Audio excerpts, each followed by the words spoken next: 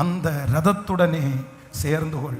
நான் நம்புறேன் இந்த ஜெபத்திற்கு பிற்பாடு ஆண்டவர் உங்களை இதுவரையிலும் இல்லாத ஒரு அனுபவத்திற்கு நேராய் கர்த்தர் கொண்டு போக போகிறார். ஆண்டவர் உங்களை வேகப்படுத்த போகிறார். நீங்கள் நிறைய பேர் ரொம்ப வேகமாய் ஓட போகிறீர்கள். நீங்கள் நினைக்கிறதை விட, உங்களை குறித்து மற்றவர்கள் யோசிக்கிறதை விட ஆண்டவர் உங்களை வேகமாய் கர்த்தர் ஓட பண்ண போகிறார். நீ காலாட்களோடே ஓடும்படியாக ஆண்டவர் நம்மை அழைக்கவே இல்லை.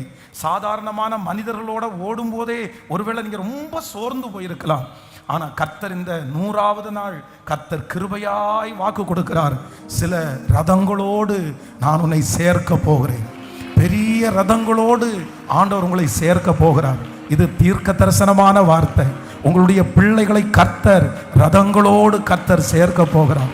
சோர்ந்து போய் கிடக்கிற, எழும்ப முடியாமல் கிடக்கிற, இனி நான் என்ன செய்வேனோ என்று நினைக்கிற, இதற்கு மேலே எனக்கு பலனே இல்லைன்னு சொல்கிறேன், இதுக்கு மேலே நான் ஒன்றும் பண்ண முடியாதுன்னு சொல்லுகிற அநேகரை ஆண்டவர் தட்டி எழுப்பி இந்த 100வது நாள் கர்த்தர் கிருபையாய் வாக்கு கொடுக்கிறார். நான் உன்னை ரதத்தோடு சேர்த்து கொள்ள போகிறேன். நீ ரதத்தோடு சேர்ந்து கொள்ள போகிறாய். நீ வேகமாய் ஓட போகிறாய். இதுவரையிலும் இல்லாத அளவிற்கு, இத்தனை ஆண்டுகளும் இல்லாத அளவிற்கு இந்த 100 நாட்கள் ஜெபம் முடித்ததற்கு பிறகு ஆவியானவர் உங்களுக்குள்ளே ஒரு வல்லமையை தந்து, ஒரு பராக்கிரமத்தை தந்து கர்த்தர் கிருபையாய் வாக்கு கொடுக்கிறார். நான் உன்னை வேகப்படுத்துவேன், நான் உன்னை வேகமாக்குவேன், நீ துரிதமாய் சுதந்தரித்துக் கொள்ளுவாய்.